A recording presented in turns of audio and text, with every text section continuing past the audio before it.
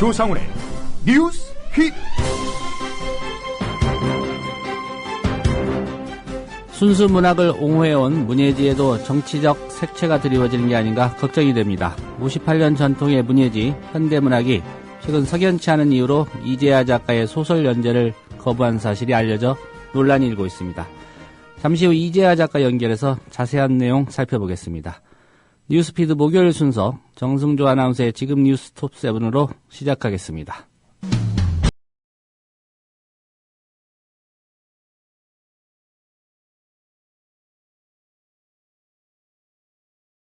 올겨울 들어 처음으로 내려졌던 대설주의보가 해제됐습니다. 기상청에 따르면 서울에서는 오늘 더 이상 눈이 내리지 않을 것으로 보이지만 경기 남부 일부 지역과 강원 영서, 충청 남북도 등에서는 내일까지 눈이 내리는 곳이 있을 것으로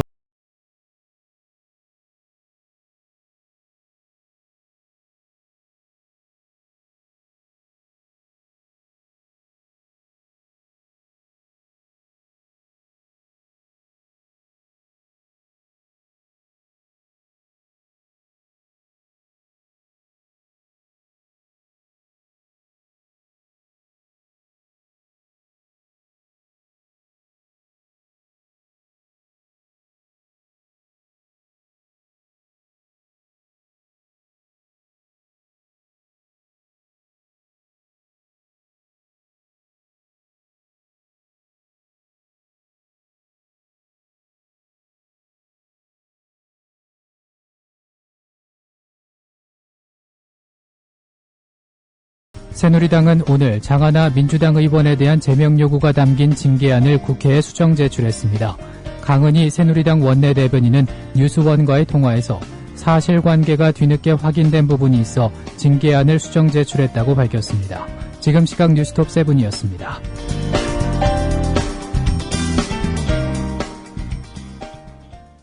옆집 아줌마의 권유로 반강제 가입한 보험. 보장되는 건 대체 뭐지? 게다가 보험 아줌마는 연락조차 되질 않는다. 나이, 성별, 직업, 병력에 따라 보험사, 보험료도 천차만별. 의료, 암, 운전자 보험 등 모든 생활 필수 보험을 가장 저렴하게 비교 분석 설계해드립니다. 무료 전화 080-888-8111로 전화주세요. 상담 후 보험 신청을 하시면 첫 해 보험료 50%를 다시 돌려드리며 ins888.kr로 접속해 상담 신청만 하셔도 추첨을 통해 백화점 상품권을 드립니다. 첫 달 보험료 50% 할인 이벤트는 손해보험 제외 3만 원 한도 내에 지급해드립니다. 남성 여러분, 값비싼 옷을 입어도 폼이 안 나고 운동할 시간은 없으시다고요? 늘어진 뱃살과 튀어나온 가슴살 때문에 고민이십니까? 입는 순간 경험하시게 될 서프라이즈! 바디뷰 프리미엄은 고가의 스포츠웨어에 쓰이는 아쿠아엑스 원사를 사용, 최첨단 공법으로 탁월한 보정력과 신축성, 가공할 흡수력을 겸비했습니다. 우와, 정말 신기해요. 늘어진 가슴이 근육처럼 탄탄해지고 올챙이 같았던 뱃살도 올라보게 들어간대요. 바디뷰 대단합니다. 입는 순간 몸짱이 되는 남자 보정 속옷 바디뷰. 포털 검색창에 바디뷰를 검색해보세요. 구매하실 때 배송 메시지에 국민TV라고 적어주시면 고가의 사은품을 드립니다. 사흘만 하늘나라에 다녀올 수 있다면 첫째 날은 세종대왕님께 감사의 큰절을 올리겠다. 둘째 날엔 김구 선생님께 뜨거운 술을 한잔 올리고 싶다. 그리고 셋째 날엔 청산하지 못한 우리의 아픈 역사, 친일파들을 꼭 처단하고 오리라. 나는 큰데 우리 라이프 상주는 민족 정기를 일찾는 상주가 되겠습니다. 여러분이 가입하신 해비시 프로를 국민TV에 후원하겠습니다. 가입하실 때 국민TV에 후원해달라고 말씀해주세요. 1600-3267 앞뒤가 다른 1600-3267 우리 라이프 상조 홍대리였습니다.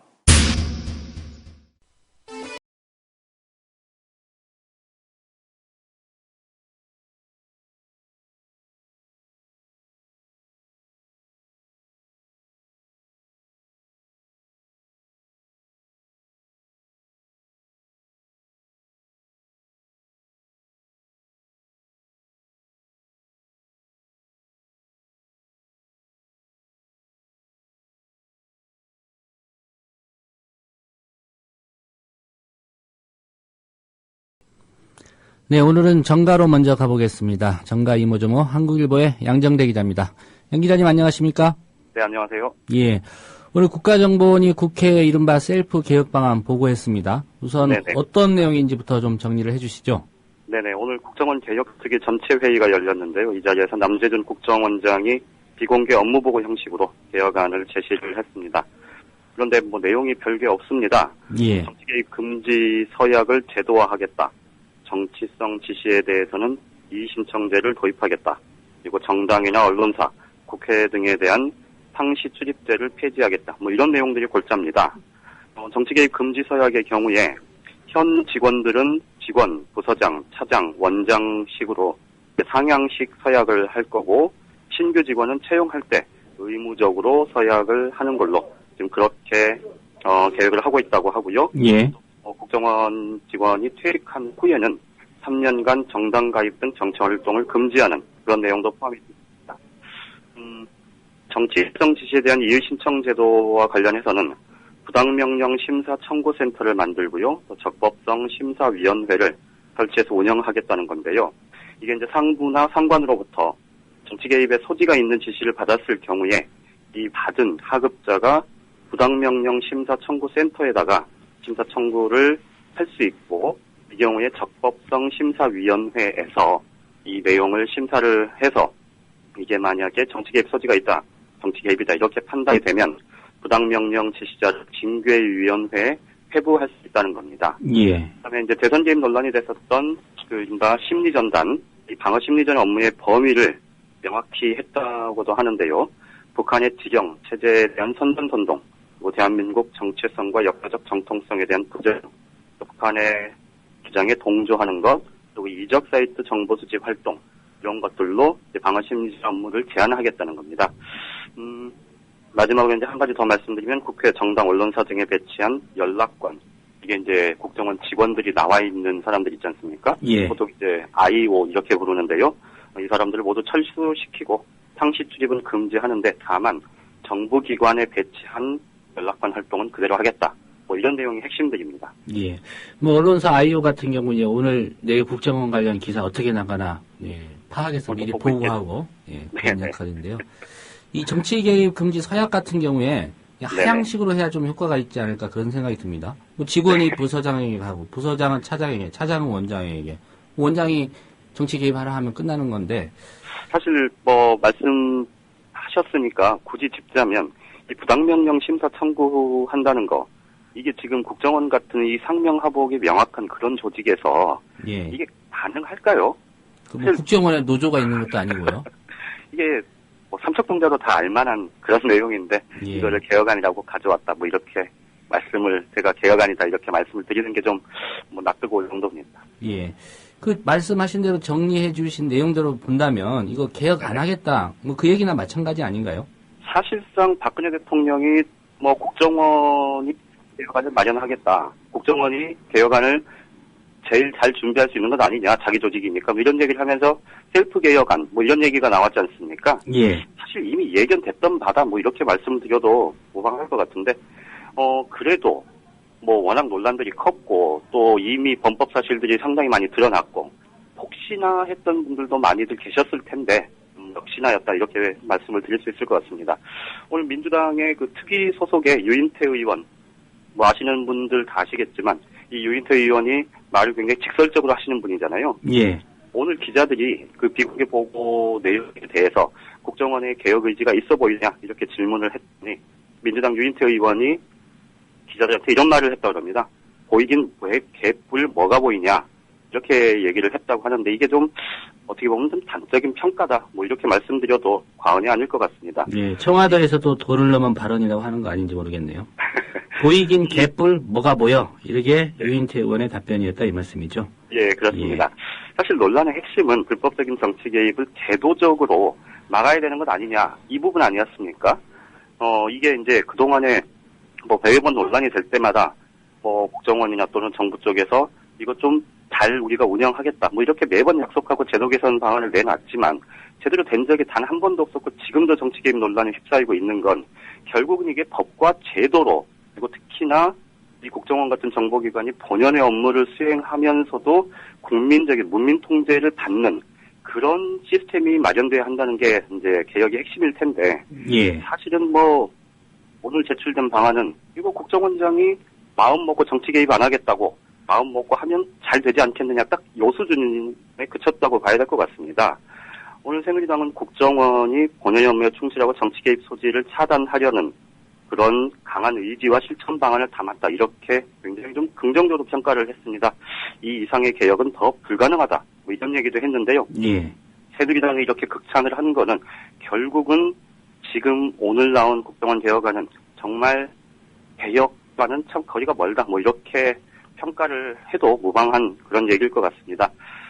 사실 말씀드렸듯이 이 그간의 논란에서 이제 특히나 그 제도상의 문제로 꼽자면 대공수사권 부분에서 야권에서 그렇게 말들을 많이 했고 주장을 해왔으면 어떻게 보면 사실 한마디라도 좀 언급을 그러니까 야당이 요구하는 수준은 결코 아니더라도 대공수사권은 어떻게 하겠다 좀 잘하겠다는 정도라도 얘기가 있어야 될 텐데 이조차도 단 한마디 언급이 없었다고 합니다. 예. 이제 이걸 두고 야당에서는 오히려 좀 의도적으로 국정원이 좀 야당 쪽의 반발을 좀 유도하는 좀 자극적인 그런 것 아니겠느냐 이런 지적도 나오던데요. 어쨌든 국정원 개혁특위 앞으로 갈 길이 정말 험난할 것 같다 이렇게 말씀드려야 될 것 같습니다. 예. 정말 연내 입법 처리까지 가능할지가 의문이 되는 그런 상황인 것 같습니다. 예. 예, 민주당 양승조 최고위원 그리고 장하나 의원 발언 둘러싼 논란 오늘 뭐 제명안도 또 수정해서 다시 냈고요. 네. 새누리당이 오히려 이 논란을 좀 확산시키려는 것 같다. 이런 분석이 좀 많이 있습니다. 그렇습니다. 사실 여의도 안팎에서 발언을 통해서 비판의 수위를 높이는 거야 뭐 얼마든지 가능한 일일 텐데 지금 오늘부터는 아예 전국 각지에서 장애 집회까지 지금 본격적으로 열기 시작을 했습니다. 예. 오늘 충북 천안과 충북 청주에서 눈도 오고 또 날도 추운데요. 이 두 의원의 사퇴를 촉구하는 시도당 차원의 규탄대회가 있었고요. 앞으로 지금 17개 시도당 모두에서 개최를 하겠다. 새누리당의 계획은 이렇습니다. 이런 새누리당이 사실상 두 사람의 발언 파문에 대해서 이걸 좀 정치적으로 해결하는 게 아니고 오히려 좀 힘에 의해서 좀 제압을 하겠다. 이런 쪽으로 방향을 잡았다라고 봐야 될 것 같습니다. 실제로 오늘 친박계 핵심으로 꼽히는 홍문종 사무총장은 민생을 챙기는 일과 별개로 이번 망언에 대해서 강력히 대응하겠다. 이렇게 목소리를 높였고요. 그러면서 전국 시도당별 규탄대회 개최, 또 홍보물을 제작하고 현수막을 게시해서 대국민 홍보전을 강화하겠다. 이런 계획들을 설명을 했습니다. 예. 어제 제가 조금 말씀을 드렸었는데요. 이 대화와 타협을 통한 정치적 해결보다는 내년 지방선거까지 겨냥해서 좀 지지층을 결집하는데 무게를 뒀다고 봐야 될 것 같고요. 또 국정 운영에 무한 책임을 진 집권 여당이 오히려 좀 논란을 이게 국회 타임까지도 좀 감수하겠다는 식으로 이렇게 나오는 건 정말 전례가 없고 무책임한 일 아닌가 이런 말씀을 드릴 수밖에 없는데요. 새누리당에서 이런 얘기를 합니다. 우리가 아무리 해도 민주당이 또 국회에 박차고 나갈 수 있겠냐? 이런 얘기를 하는데요. 이게 결국은 굉장히 이번 파문에 대한 그 접근법이 굉장히 좀 정략적이다. 이렇게 봐야 될 것 같습니다. 예. 이렇게 좀 정략적으로 대응을 하다 보니까 여러 가지 좀 해프닝도 발생을 했죠. 그렇습니다. 엊그저께 국회 국정원 개혁특위 이거 우리 못하겠다. 이렇게 아침에 했다가 회의 무산시킨 뒤에 사실 반나절 만에 본회의에서 법안 처리하고 해야 되니까 결국은 그럼 정상화시키자 이렇게 합의를 또 하고 나서지 않았습니까? 예. 이것도 참 어설픈 해프닝이었다 이렇게 봐야 될 것 같은데요. 지난 10일이죠. 그저께 제출했었던 민주당 장하나 의원 제명 징계안 이거를 오늘 수정 제출을 했습니다. 이 징계안을 수정 제출하는 거 저 국회 출입하면서 이것도 처음 본 일인 것 같은데요. 예. 애초 지난 10일 날 제출했던 징계안에는 이런 문구가 있습니다. 장하나 의원이 민주당 비례대표 선출 과정에서 부정경선의 명백한 수혜자로 지목돼서 법원의 효력정지 가처분이 신청돼 있다. 이 문구가 들어있는데요. 그런데 이에 대해서 장하나 의원이 이미 내가 확인을 했는데 이 가처분 신청은 기각됐다. 이거는 분명한 허위사실 유포이자 명예훼손이다. 법적으로 조치하겠다. 이렇게 발끈하고 나섰는데요. 예. 어제 그 이 같은 내용의 기자회견을 하니까 곧바로 새누리당에서 기존에 냈던 제명안 다시 걷어들여서 수정해서 제출을 했다고 하는데요. 이게 이제 155명 지금 소속 의원 전원 명의로 냈다고 하는데 그러려면은 사실 각 개별 의원 155명 전원에 도장이 있어야 됩니다. 도장이 찍혀야 되는데 이것도 제대로 안 찍혀 있다고 하더라고요. 그런데 어쨌든 이렇게 어설프게 좀 하고 있는 게 결국은 민주당 김관영 수석대변인의 말처럼 이 새누리당의 즉흥적이고 준비되지 않은 어떻게 보면 박근혜 대통령에 대한 과잉 충성의 이런 결과를 스스로 보여준 것 아니냐 이런 좀 비아냥을 들어도 예. 할 말이 없을 정도일 것 같은데요. 어쨌든 국정을 책임진 과반 집권여당 치고는 참 못났다. 뭐 이런 말씀을 드릴 수밖에 없을 것 같습니다. 예. 날도 추운데 장애 집회 하느라고 또 고생이 많을 텐데요. 민주당은 그래도 날 따뜻할 때 했어. 좀 다행인데 소환 대안까지 좀 열심히 하라고 하십시오. 새누리당에. 네, 오늘 소식 고맙습니다. 예, 고맙습니다. 예, 한국일보의 양정대 기자였습니다.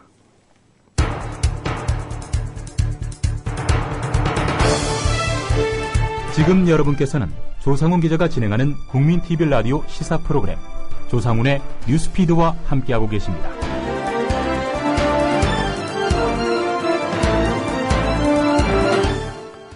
네, 오늘의 경제입니다. 김광수 경제연구소의 길경식 이사십니다. 목요일이어서 또 스튜디오에서 뵙습니다. 안녕하십니까? 네, 안녕하세요. 눈길에 고생하셨죠, 오시느라고. 좀 일찍 나왔어요. 지하철 타고 왔어요. 예, 저도 갈 길이 걱정이 되는데 일단 뉴스 진행하고 생각해 보겠습니다. 네, 오늘 국토부에서 11월 주택거래량 발표했는데 많이 늘어났다는 얘기입니다. 이게 시장 상황 그대로 반영한 건가요? 조금 이렇게 시장에서도 여러 가지 이야기들이 나오고 있는데 부동산 이렇게 하시는 분들은 취득세 이게 조치를 했는데도 불구하고 문의조차도 없다 이야기를 하고 있고 정부에서는 통계치를 바탕으로 보면 어쨌든 좀 늘어나고 있다 이야기를 하고 있는데 예. 좀 자세히 내용을 살펴보면요. 국토교통부가 오늘 이제 2013년도 11월에 주택 매매 거래 동향 및 실거래가 자료를 공개를 했습니다. 그러면서 11월에 주택 매매 거래량이 전국적으로 이제 8만 5천 건 가량 전년 동월 대비로 20% 약간 못 미치는 정도로 증가했다라고 하면서 이제 좀 보도 자료에 이렇게 별표를 해놓은 게 금년의 11월 거래량이 11월의 거래량으로 봤을 때 이제 2007년 이후 최대치다라면서 이 부분을 좀 부각시킨 면이 있더라고요. 11월에는 원래 주택 거래가 없는데. 네. 그래서 이게 전달보다도 오히려 줄고 있고 또 2006년 전체적인 추세를 보면 계속 좀 이렇게 떨어지고 있거든요. 어쨌든 우리나라 이 부동산의 경우에 거래나 가격의 움직임에 가장 큰 영향을 주는 게 아이러니하게도 정부의 부동산 대책 발표입니다. 예. 그러니까 이게 원하는 쪽으로 움직이는 게 아니라 그러니까 예전서부터 노무현 대통령 때는 이게 부동산 가격을 좀 잡아보려고 부동산 대책 발표하면 오히려 그걸로 올라가고 이명박 정부 때부터는 부동산 가격을 좀 부양해 보려고 하면 할 때마다 떨어지고 이런 식으로 계속 정반대로 엇박자가 나고 있는데요. 예. 이게 굉장히 안 좋은 그 상황인데 어쨌든 이 2006년도서부터 실거래가 통계를 쭉 살펴보면요.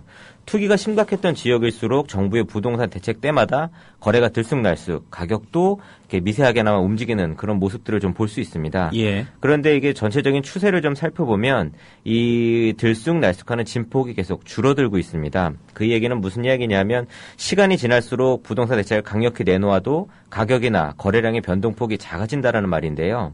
2006년도에 그 서울로만 예를 들면 2006년도에 최대로 많이 거래됐던 달에 한 달에 한 2만 호가량 거래가 됐었습니다. 그러다가 이게 2007년도로 넘어오면서 굉장히 많이 급감을 해서 그 제일 적게 거래된 달이 한 5천 호 정도 한 1개월 동안 거래가 됐었고요. 예. 그 다음에 2008년도 금융위기 때는 거의 1,000호도 거래가 되지 않는 달이 있었을 정도로 거래가 거기에 실종되다시피 했었습니다. 그러다가 이제 그 이후서부터 지금까지도 거의 뭐 5,000호를 넘는 달이 없을 정도로 이렇게 밑에서 계속 맴돌고 있었다가 2013년도 들어오면서 이제 새 정부가 부동산 대책을 뭔가 해주지 않을까라는 기대감으로 거래량이 조금 늘은 게 이제 6,000호 조금 넘는 정도로 늘었었고 그나마도 올 초서부터 지금까지 계속 떨어지고 있습니다. 거래량이. 그래서 지금 와서 부동산이 뭐 급변하고 좋아지고 하는 거를 좀 기대하기는 힘들 것 같고요. 어쨌든 어떻게 보면 이런 전체적으로 추세가 감소하고 있다라는 건 이제 정부가 발표하는 부동산 대책도 약발이 이제 다 돼서 더 이상 효과를 기대하기는 좀 힘들다라고 얘기할 수 있을 시장이 것 같고요. 놀라거나 그것 때문에 좋아하거나 그런 분위기가 아니라는 말씀입니다. 예, 맞습니다. 어쨌든 그럼에도 불구하고 이제 국토부에서는 계속되는 부동산 대책이나 정부의 대책으로 인해서 부동산이 이제 정상화로 돌아서고 있다라는 등의 말을 계속 이제 언론을 통해서 퍼뜨리고 있는데 대체 이 정부가 말하는 부동산의 정상화가 무슨 의미인지 잘 모르겠어요. 정부에서는 2000년대 초나 아니면 2006년도에 이 뉴타운 사업을 이명박 씨가 이제 막 서울시장 하면서 했을 때처럼 가격이 급등하고 거래가 막 늘어나는 게 부동산 정상화라고 보는 건지 아니면 그냥 정말 일반 국민들이 열심히 일하고 저축만 해도 이렇게 몇 년 정도 모으면 집을 살 수 있는 수준으로 부동산 가격이 조정이 되는 게 정상화인지 좀 명확히 할 필요가 있지 않은가 하는 생각이 좀 듭니다. 예, 박근혜 대통령이 강조하는 게 비정상의 정상화 아닙니까? 네. 예. 저도 좀 이해가 안 되는 그런 부동산 시장 같습니다. 맞습니다. 지역별로 부동산 상황은 어떻습니까? 일단 오늘은 서울 동남권 주요 지역에 대해서만 간단히 좀 말씀드리겠는데요. 저희 연구소에서 발표한 이 부동산 보고서에 따르면 서울 강남구 같은 경우에는 지속적으로 2008년도, 2007년도서부터 가격이 하락을 했었는데 올해 초서부터 이제 소폭 상승하는 모습을 보였었습니다. 특히 이제 소형의 경우에는 2012년도 말보다 한 가격이 20% 가량, 그러니까 평균적으로 봤을 때 소형의 경우에는 그 정도까지 이제 또 상승하는 모습을 보였었다가 이게 최근으로 오면서 소형, 중형 모두 가격 상승세가 꺾이고 일부 단지는 이제 크게 좀 하락세로 반전되는 모습을 보이고 있고요. 특히 이제 거래 같은 경우는 연초부터 지속적으로 계속 감소하고 있어서 거래가 이렇게 계속 없어지게 되면 가격의 하락세는 더 커질 것으로 좀 보여집니다. 송파구도 강남구하고 좀 비슷한데요. 강남구보다는 가격 상승폭이 조금 적었었습니다. 그래서 이제 가격이 바로 하락세로 돌아서기보다는 더 이상 상승하지 못하고 좀 정체되어 있는 모습을 보이고 있고요. 하지만 역시 문제는 송파구도 강남구와 마찬가지로 거래가 거의 사라지고 있다는 게 좀 문제고 그래서 송파구의 이제 많은 고가 급등 단지들은 하락세가 좀 지속될 것으로 보여집니다. 서초구의 경우에도 2011년도 이후에 이제 지속적으로 하락하던 가격이 올 들어서 올 초에 이제 소폭 반등하는 모습을 보였다가 최근 들어서 다시 정체나 하락하는 모습으로 돌아서고 있습니다. 예. 서초구는 다른 구하고 좀 다르게 소형의 경우에는 2012년도까지 계속 횡보하는 모습을 보였었거든요. 그러다가 2012년도 이제 들어서면서부터 하락하는 모습을 보이다가 올해 초에 부동산 대책에 대한 기대감으로 소폭 상승하는 듯한 모습을 보이다가 중형하고 마찬가지로 다시 6월, 7월 이후부터는 가격이 하락세로 돌아서고 있습니다. 그래서 서초구 같은 경우도 고가 급등 단지를 중심으로 하락세가 지속될 것으로 보여집니다. 예, 강남의 아파트들 특히 재건축 이런 요인이 있는 아파트들요. 네. 평당 1억이 넘지 않습니까? 그렇죠. 좀 이해가 안 되던데 왜 저게 10몇 억일까? 이것도 강남에 사시는 분들은 물론 또 그렇죠. 당연하다고 생각하시겠죠. 네, 삼성전자와 애플의 특허 소송 이거 전 세계적으로 그렇죠. 소송이 이루어지고 있는 것 같습니다. 네.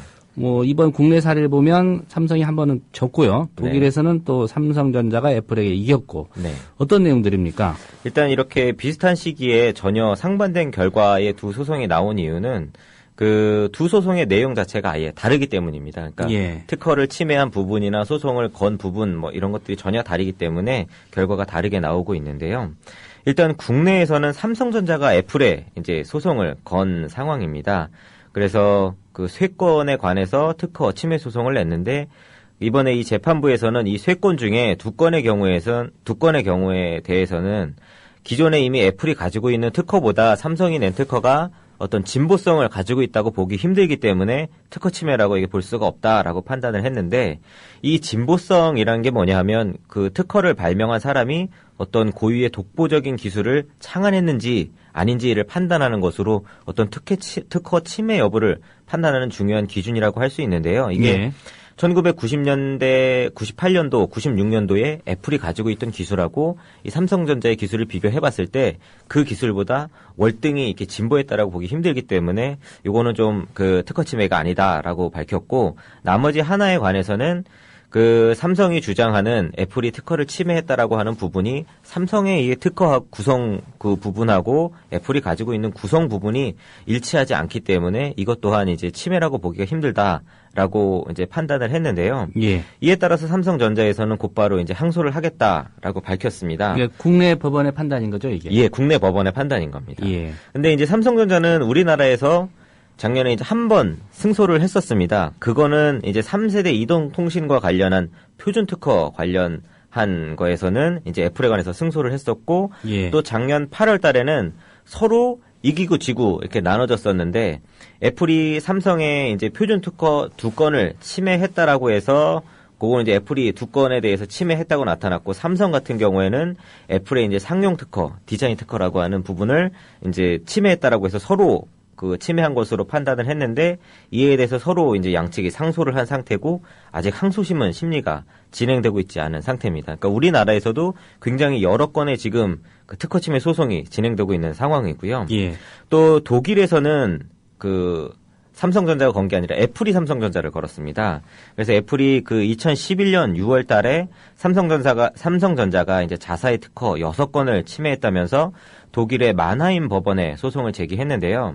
일단 이 마나임 법원은 이 가운데 2건의 경우에는 삼성전자가 침해하지 않았다라고 지난해 3월과 지난해 9월 달에 판단을 했습니다. 예. 그 이와 관련한 특허는 어떤 거였냐면 이제 그 애플의 굉장히 중요한 특징 중에 하나인 그 밀어서 잠금 해제와 관련한 특허하고 멀티터치 스크린을 이제 복사하거나 이렇게 커트, 그러니까 오려내기를 할 때 뭐 정교하게 선택하는 기술과 관련한 2가지 특허였는데, 예. 이거에 관련해서는 그 삼성전자가 애플의 특허를 침해하지 않았다라고 판단을 했고, 이제 6건을 소송을 했기 때문에 나머지 4건에 관해서 지금도 이제 아직 결과를 기다리고 있는 중인데, 그 중에 한 건에 대해서 지금 이제 판단이 나온 겁니다. 예. 그래서 독일에서 이제 뭐 전체적으로 승소했다라기보다는 6건 중에 이제 2건은 이미 특허 침해하지 않았다고 나온 거고, 이제 3번째 거에 관해서도 특허를 침해하지 않았다라는 판단을 이번에 내놓은 건데요.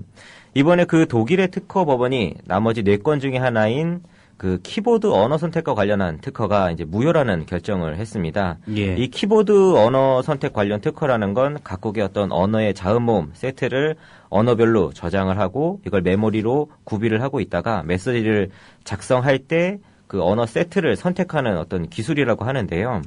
이게 그 애플이 특허를 내기 전에 이런 종류의 기술을 이미 가지고 있던 회사라든가 특허가 있었기 때문에 이게 그 애플만이 가지고 있는 고유한 특허라고 볼 수 없기 때문에 이 특허는 이제 침해했다고 볼 수가 없다라고 독일 법원이 판단을 한 것으로 보여집니다. 예. 이에 따라서 이제 삼성전자는 그 애플하고 나머지 특허 3건이 모두 무효로 판정이 나게 되면 독일에서는 애플과의 이 소송에서 최종 승소를 하게 됩니다.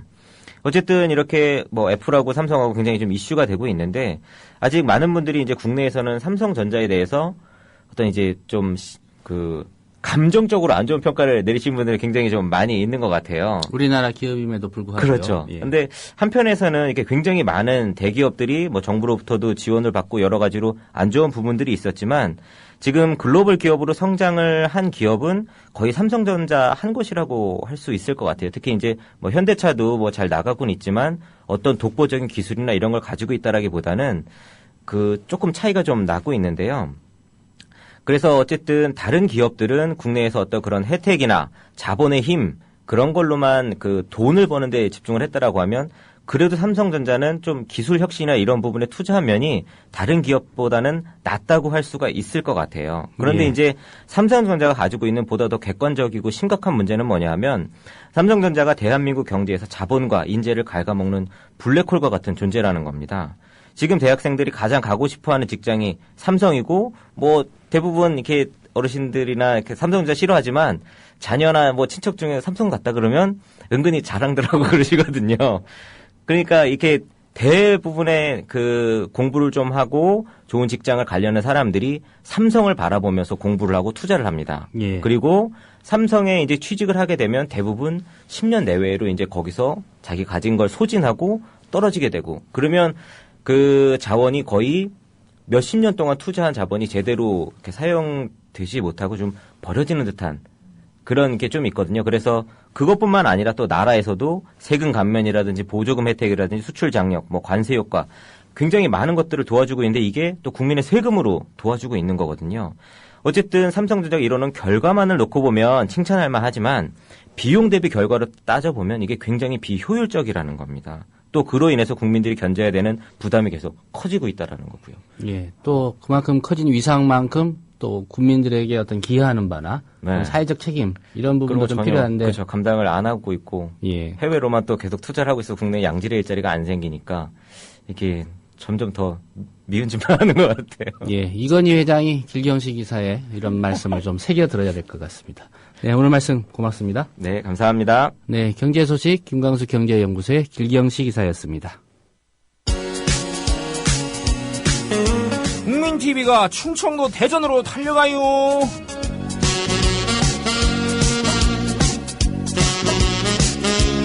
미디어 협동조합 대전 충남 충북조합원 한마당 행사가 돌아오는 토요일인 12월 14일 저녁 6시 대전 엑스포 과학공원에 위치한 DCC 대전 컨벤션 센터에서 열립니다. 문희정 아나운서의 사회로 국민TV 라디오 나란히 가지 않아도의 진행자인 가수 손병희의 콘서트와 국정원 국정조사에서 두각을 드러낸 민주당 박범계 의원과 함께하는 서영석 김용민의 정치토크 공개방송 최동석 조상훈의 왜 협동조합인가 공개특강으로 꾸입니다. 12월 14일 토요일 저녁 6시 대전광역시 유성구 엑스포로 107 DCC 대전 컨벤션 센터 성역 없는 TV 뉴스의 꿈을 품은 모든 조합원과 시민 여러분의 참여를 기대합니다.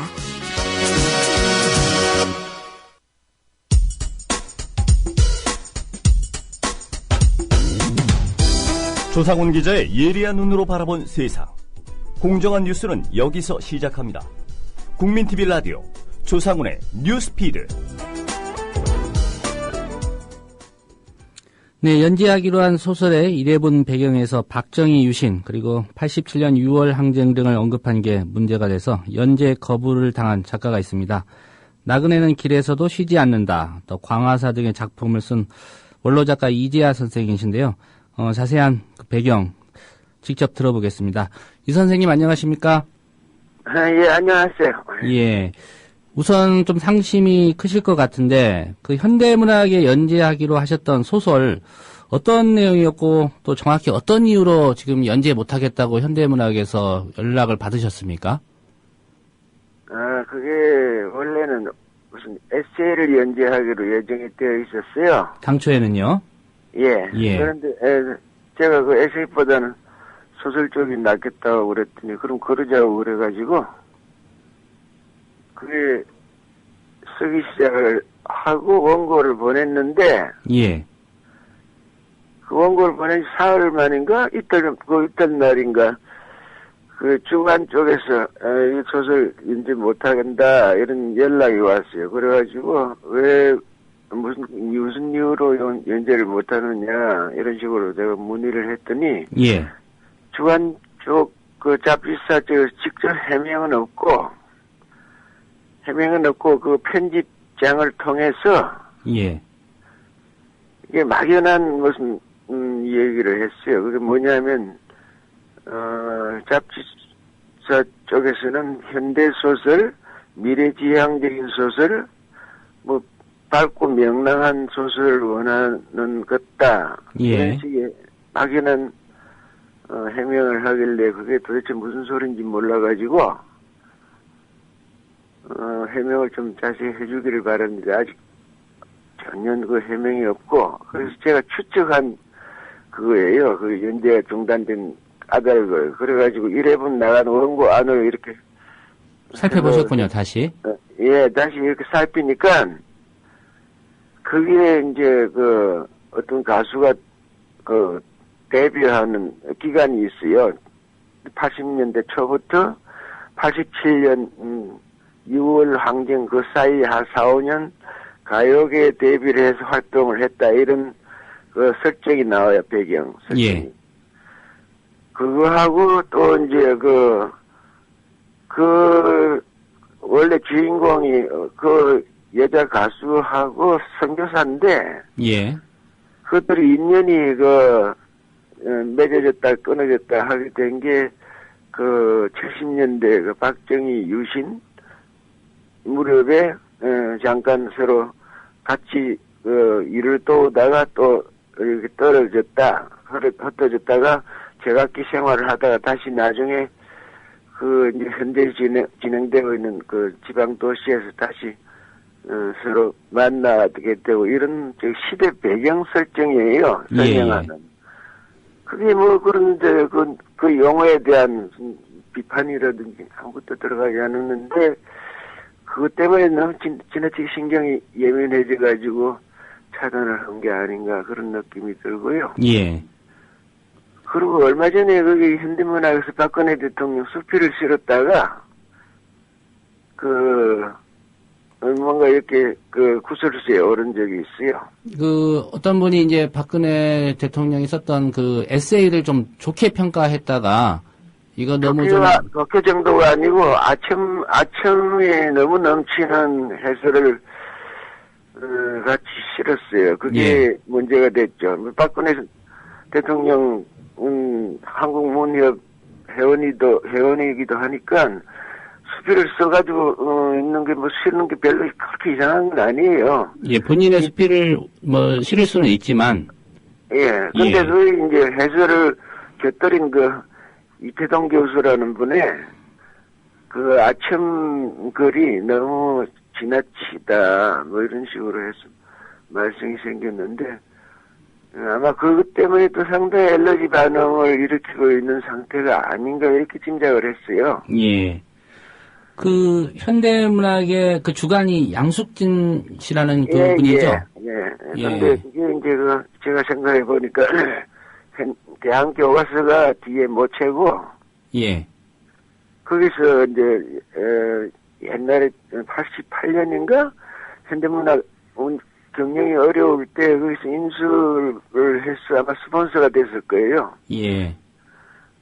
그리고 이제 며느리가 양숙진 주간이고, 이런 관계 같은 인과관계를 생각을 해보니까 아마도, 양숙진 씨는 제가 보기에는 문학에 대한 교양이라든지 소양도 상당히 높고 또 미술이나 이런 데 대한 디자인 감각 같은 것도 상당히 깊어요. 제가 보기에는 그런데. 예. 그런 분이 그런 이유로 단순히 아무 해명도 없이 그런 이유로 차단을 한다는 건 이건 뭔가 뒤에서 좀 그걸 그렇게 차단을 시키라는 뭔가 지시 비슷한 게 있었지 않았나 이렇게 느끼고 있어요. 예. 대한교과서라는 데가 결국은 교육부라든가 정부 쪽하고 연관이 없을 수가 없겠군요. 보수적인 태도를 취할 수밖에 없죠. 교과서 아마 오랫동안 교과서 문제 어떤 걸 교과서를 만들고 해서 납품도 하고 이런 식의 대형 출판사예요, 일종의. 예. 그런 배경을 했던 것 뿐이고, 근데 아직도 해명이 없어가지고, 제가 페이스북에다가 간단한 경과를 조금 포스팅을 했어요. 예. 근데 그게 지금 이렇게 번져가지고, 자꾸 얘기가 생기는데. 그럼 이 선생님 입장에서는 적어도 양숙진 주간의 어떤 해명은 필요하다고 보시겠네요?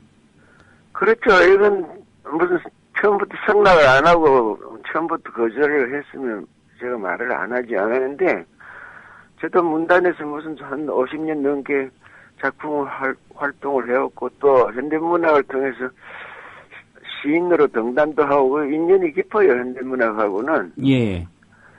그런 데서 가령 청탁을 해서 연재를 하자고 승낙을 해놓고 아무 뚜렷한 해명도 없이 다섯 원고를 1회분을 넘겼는데 그걸 차단을 하니까 어리둥절하고 화가 날 수밖에 없죠.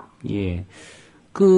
화제가 돼서, 긍정적인 그런 쪽의 화제는 아닙니다만, 주변의 작가들이라든가 문인들이 다양한 반응을 보이셨을 텐데, 어떤 얘기들 하시던가요?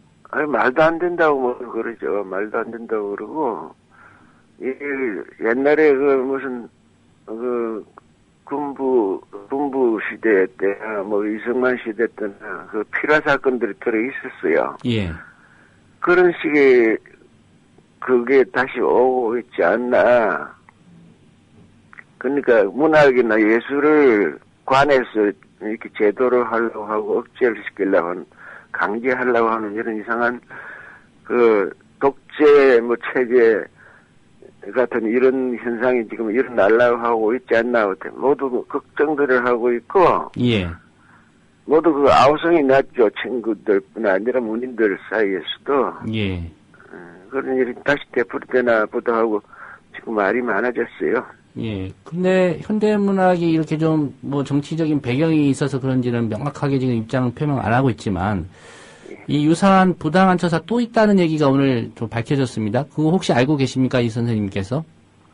아니, 제가 오늘 무슨 기자분한테서 그렇게 들었는데, 예.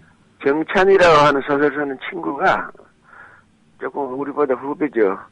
9월달인가 그 소설을 거기서 싣기로 했다가, 그게 이제 내용이 또 7, 80년대 사회 여러 가지 현상이나 문제들을 짚어가지고, 그 주간 현대문학사 쪽으로부터 이거 곤란하다. 예. 이거 좀 당분간 보류하자든지 무슨 이런 식의 아마 조처를 당했던 것 같아요. 예. 좀 소장파 젊은 작가들 중심으로서 이거 현대문학에 기고해서는 안 된다, 글 보내서는 안 된다 이런 입장도 있는 것 같은데 뭐 이거는 괜찮은 대응이라고 보십니까? 그런데 글쎄 젊은 작가들이야 당연히 무슨 어분심이 일어나서 그러는 것 같은데 모르겠어요. 그런 식으로 뭐 성명을 내고 뭐 이런 거는 저는 뭐 어떻게 할 권리도 없고. 예. 그들이 내든지 하든지 하고 이 현대문학이라는 잡지가 상당히 역사도 오래고 무슨 보수적인 색채를 띠고 있더라도 상당히 중요한 잡지예요. 제가 보기에는. 예. 그래서 그 편집 방향이라든지 편집 태도라든지 이런 것만 좀 제대로 정신을 차리고 올바르게 이끌고 나갔으면 좋겠어요. 안 그러면 이 잡지가 가령 뭐 주위에서 아우성 친다고 문을 닫는다든지 폐간이 된다든지 이러면 그것도 딴 면으로 손실이 많아요. 예. 문학적인 면으로서. 예. 뭐 그런 상황까지는 원하지 않지만 어쨌든 이 현대문학 쪽에서 특별히 이제 그 소설 연재하기로 하실 때 양숙진 주관이 먼저 부탁을 한 겁니까? 현대문학 쪽에서? 아니요. 거기 편집장이 예. 월간 에세이 연재를 하자고 그래서 내가 그러자고 그러고 예정이 되어 있었어요. 예. 신년호부터. 예. 근데 저쪽의 사정이 그 에세이가 소설보다 더 까다롭게 느껴지고 에세이가 누구나 무슨 원고 매수도 적은데 그게 좋은 에세이라는 게 그렇게 쉽게 써지는 게 아니고 그리고요 원고료 문제도 좀 있었어요. 원고료를 에세이 원고료 20매 해가지고 그림 한 장 곁들이고 뭐 이런 식으로 20만 원인가 준다고 그래서 이거 너무 짠 거 아니냐. 예. 생활이 보통도 안 되고 그러니까 차라리 소설 쪽으로 돌리면 한 80매, 100매씩 일회분들이 그런 식으로 매수로 나가니까 예. 도움이 될 테니까 그러자 그랬더니 거기 주간 쪽으로 청을 넣어서 그 성락이 났었어요. 그래서 다시 성락을 받아가지고 연재를 하기로 결정을 하고 그래서 제가 원고를 쓰기 시작했어요. 그런데 첫 회분 원고 보냈더니 이튿날인가 며칠 안 지나서 내가 못 씻겠다 이러니까 내가 어이가 없는 거죠. 예. 지금 뭐 안 나고 그래서 난 말을 안 해요. 예. 양숙진 주간의 입장을 좀 들어봐야 될 것 같고요. 예. 뭐 기회가 닿으신다면 그 양숙진 주간으로부터 명확한 좀 해명을 듣는 시간을 좀 꼭 가지셨으면 합니다. 예. 좀 제발 그렇게 해주세요. 예. 네, 오늘 말씀 고맙습니다. 예. 네, 지금까지 현대문학의 소설을 연재하기로 했다가 뭐 본인의 판단입니다. 그 이재하 선생의 판단이신데 어떤 정치적인 이유, 박정희 유신이라든가 87년 6월 항쟁을 사회적 배경으로 다룬 부분이 좀 포함돼서 연재를 거부당한 게 아닌가 이런 판단을 하고 계신데요. 현대문학 쪽 주간 빠른 좀 해명을 하기를 좀 부탁을 드리겠습니다. 네, 이재하 선생과 관련해서 얘기 나눠봤습니다. 부실 인사가 아무런 원칙도 없이 전문 분야와 상관없는 곳에 낙하산으로 임명되는 관행은 더 이상 없을 것입니다. 지난해 박근혜 대선 후보의 약속이었습니다. 그리고 집권했습니다. 이 약속은 잊지 않았던 모양입니다. 현우석 경제부총리의 말. 국민의 불신과 공분을 샀던 공공기관을 비정상에서 정상으로 돌려놓으려는 종합계획입니다. 이번에는 다르다고 확실하게 약속드립니다. 저부터 솥을 깨고 배를 가라앉힌다는 파부 침선의 결연한 마음으로 A에서 Z까지 모두 살펴보고 반듯한 정상화 대책을 내놓을 것입니다. 파티는 끝났다고 봅니다. 파티는 끝났다고 봅니다. 정말 파티는 끝났나? JTBC의 보도. 이런 낙하산 행사가 이번 정부에서 상당히 이제 많았다는 것을 이제 다음 표를 보면 아실 수가 있는데요. 예. 박근혜 정부에서는 새 정부 들어서 이제 이달까지요. 총 78명이 공공기관장으로 임명이 됐는데 이 가운데 34명, 45%가 이제 낙하산 인사라는 평가를 그렇게 이제 구분이 되고 있고요. 같은 기간 동안 이명박 정부에서는 총 180명 중에 32%가 낙하산 인사다. 이런 걸 보면은 박근혜 정부가 현재까지는 좀 많다. 낙하산 인사라고 구분되는 사람이 많다고 할 수 있습니다. 파티는 끝났다니요? 친 이명박계의 파티가 끝났다는 말이겠지요. 친박근혜계의 파티. 정권의 나팔수로 돌아간 KBS도 비판합니다. 그 조직에 대해 잘 알고 경영 능력과 개혁 의지도 있는 사람이라야 공기업을 제대로 개혁할 수 있습니다. 그런데 최근 공기업 인사를 보면 도무지 전문성이나 개혁 성향은 찾아볼 수 없습니다. 친박 인사들이 도로공사와 마사회장 등 알짜 공기업 수장 자리에 올랐습니다. 지역 난방공사 사장에는 국회의원 재보선에서 서청원 후보에게 자리를 양보한 인사가 내정됐다고 합니다. 대통령은 지난 대선 때 낙하산 인사 근절을 약속했지만 출범 1년도 안 돼 낙하산 인사 비율이 벌써 이명박 정부 때보다 높아졌다는 조사 결과도 있습니다. 파티는 끝났다고 봅니다. 이것만 뻥이 아니었습니다. 대선 후보 시절 박근혜 대통령 낙하산 인사 않겠다는 약속에 이어 이런 약속도 했었습니다. 들어보시죠. 대통령은 국회를 존중하고 여당은 물론 야당들과도 소통해야 합니다.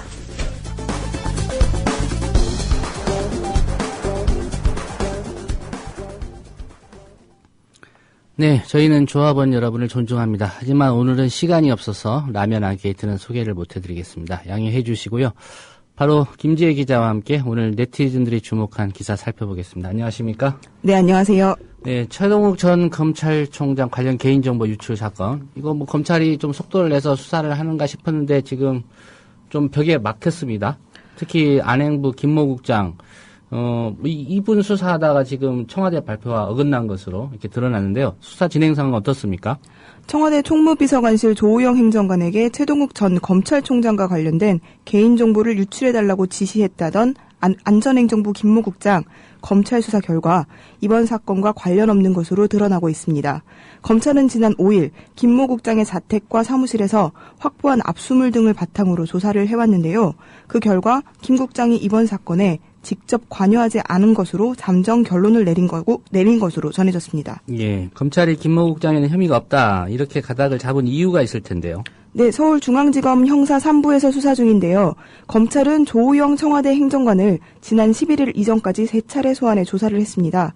또 조우영 행정관과 김 국장이 주고받은 휴대전화 통화 및 문자 메시지를 복구해서 확인을 한 것으로 알려졌습니다. 그런데 조 행정관이 지시를 받았다던 6월 11일 당일 문자에서 최동욱 전 검찰청장과 관련된 자료를 요청하는 내용이 없었던 것으로 드러났습니다. 예, 이 김 국장을 그 개인정보 조회해달라 청탁한 사람으로 지목한 게 청와대 아닙니까? 그렇습니다. 그렇다면 청와대가 거짓말을 했다는 그런 얘기일 수도 있겠네요. 네, 검찰도 이와 관련해서 그래서 어제 조 행정관을 4번째로 소환해서 최 전 총장 관련 개인정보 확인을 요청한 진짜 윗선을 집중 추궁했습니다. 조 행정관은 김 국장인지 아닌지 정확하게 기억이 나지 않는다는 취지로 발언을 하면서 기존 진술을 번복했습니다. 여전히 윗선이 누구인지는 밝히지 않고 있는 것으로 알려지고 있습니다. 검찰이 김 국장에 대해 혐의 없음이라고 잠정 결론을 내린 만큼 청와대의 발표가 꼬리 자르기가 아니었냐는 의혹이 더 커질 것으로 보입니다. 예, 당초 이정현 청와대 홍보수석이 발표할 때 이거 검찰 수사 가이드라인 제시한 것 아니냐 이런 지적이 있었는데 그런 상황으로 가는 것 같고요. 검찰의 수사 의지도 좀 꺾인 게 아니냐 이런 비판도 있습니다. 네, 조희재 서울시 서초구 행정지원국장이 조 행정관의 요청을 받았다고 털어놓은 뒤 열흘이나 지났는데 조 행정관의 벽에 막혀서 좀처럼 돌파구를 찾지 못하고 있기 때문입니다. 검찰은 사건 초기부터 조 행정관을 사건의 키맨으로 지목을 하고 지난 4일 1차 소환 때부터 조 행정관을 피의자 신분으로 조사했습니다. 하지만 조 행정관이 사용하고 있는 휴대전화 여러 대를 이미 제출받았을 뿐 조 행정관의 자택이나 최근까지 일했던 청와대 총무비서관실은 압수수색하지 않았습니다. 김 국장의 이름이 언급되자마자 사무실과 자택을 전격 압수수색한 것과는 비교됩니다. 이 때문에 청와대 개입설로 번질 것을 우려한 검찰이 조 행정관에 대한 강제 수사에는 미적대고 있다는 의구심도 일고 있습니다. 예, 검찰 내부에서도 이런 수사 기본이 안 돼 있다 이런 비판이 있는 것으로 알려져 있는데요. 정말 이 조호영 행정국장 행정관 집이라든가 사무실 압수수색 당연히 했어야 되는데 아직까지도 이루어지지 않았고 증거를 만약에 인멸하려고 마음만 먹었다면 충분한 시간을 준 것 같습니다. 예, 요새 길거리 보면 경찰이 흡연 단속부터 교통법규 위반, 집중 단속을 하고 있습니다. 여기에 대한 좀 논란도 많이 있는데요. 어느 정도입니까? 지난 여름 길거리 흡연 단속을 시작한 데 이어서 지난달 1일부터 경찰이 전국적으로 정지선 침범, 꼬리물기 등에 대한 집중 단속을 시작했습니다. 박근혜 대통령이 강조했던 기초 질서 확립을 위해 경찰이 앞장서고 있는 건데요. 실제로 경찰의 단속이 강화되면서 단속 건수가 눈덩이처럼 불어났습니다. 교차로 꼬리물기의 경우 지난해에는 2만 3천 건이 단속됐는데 올해는 9월까지만 10만 4천 건에 달했습니다. 3분기 단속 건수가 작년에 5배 정도 되는 겁니다. 흡연 단속도 눈에 띄게 늘었습니다. 올해 1월부터 11월까지 경찰관이 현장 단속을 통해 부과한 범칙금은 983억 9,587만 원으로 지난해 같은 기간과 비교해 69%나 증가했습니다. 예, 스티커 발부뿐만 아니라 과태료 체납에 대한 징수도 좀 적극적으로 하고 있다고요? 네, 과태료 체납에 대한 징수도 강화됐습니다. 경찰청에 따르면 지난 7월까지 압류 조치를 과한 과태료 체납액이 2,313억 6,126억이나 됩니다. 지난해 전체 압류액 2,562억 5,591만 원에 육박하는 규모입니다. 정부의 전체 과태료 징수액도 꾸준히 늘고 있습니다. 전체 과태료는 2010년 5,378억 원, 2011년 9,400억 원, 그리고 지난해에는 1조 8,788억 원, 3년 사이에 무려 3배 가까이 급증했습니다. 특히 전체 정부기관 중에 경찰청의 과태료 징수액이 단연 1위를 차지했는데 경찰청의 과태료 징수액은 지난 2010년에 4,456억 원 수준, 2011년에 7,480억, 2012년에는 1조 6,400만 원이나 됐습니다. 매년 배 가까이씩 늘어나고 있는 겁니다. 예. 교통사고 줄이고 또 기초질서 확립하기 위해서 그런 목적이라면 이해가 되겠지만 이거 부족한 세수 메우려고 하는 거 아니냐 이런 또 지적이 있지 않았습니까? 네, 그렇습니다. 일각에서는 정부가 부족한 세수를 과태료로 메우는 꼼수가 아니냐 이런 의혹을 제기하기도 합니다.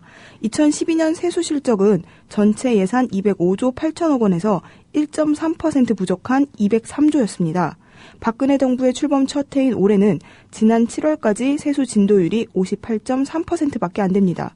지난해보다도 6.2%포인트나 낮은 상황이라 대규모 세수 부족 사태가 예상되고 있습니다. 그런데 경찰 등이 부과하는 범칙금과 과태료는 정부의 일반 회계 세외 수입으로 분류됩니다. 지출하는 곳이 따로 정해져 있지 않습니다. 때문에 이를 부족한 세금 수입에 활용하는 것이 아니냐 이런 지적이 나오고 있는 겁니다. 예. 오늘 12.12입니다. 아침에 보니까 인터넷에 실시간 검색어로 12.12가 좀 상위권에 올라 있던데요. 어떤 얘기들이 네티즌들 사이에서 오갔습니까?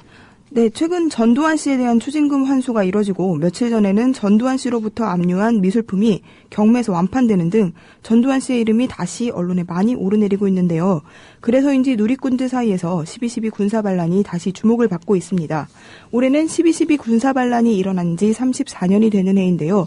12.12 군사반란에 대해 잘 몰랐던 누리꾼들도 이 사건의 실태를 알고는 꼭 기억해야 한다는 여론을 형성하고 있습니다. 예.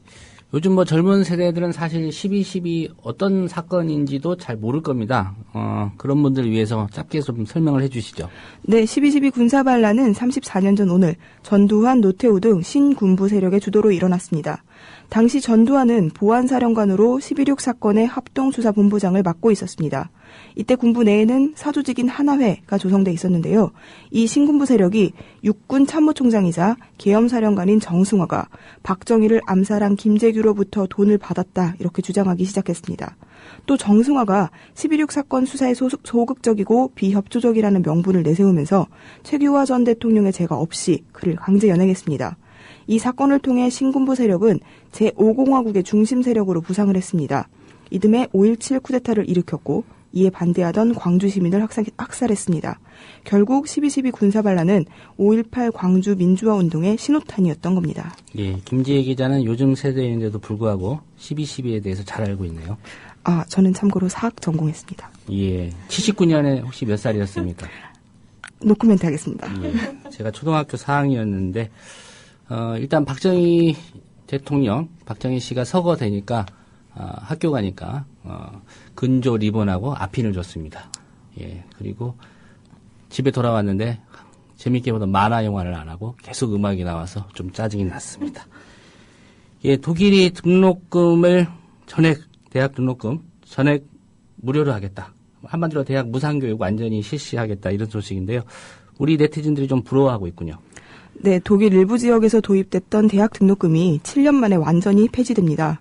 독일 시사주간지 슈피겔에 따르면 독일에서 등록금을 받는 지역으로 마지막까지 남아있었던 니더작센주가 지난 11일 의회 결정을 통해 대학 등록금 폐지를 확정했습니다. 이로써 학기당 최대 500유로, 우리나라 돈으로 환산하면 약 73만 원 정도 수준이었던 대학 등록금까지도 내년 9월 가을 학기부터는 완전히 사라지게 됐습니다.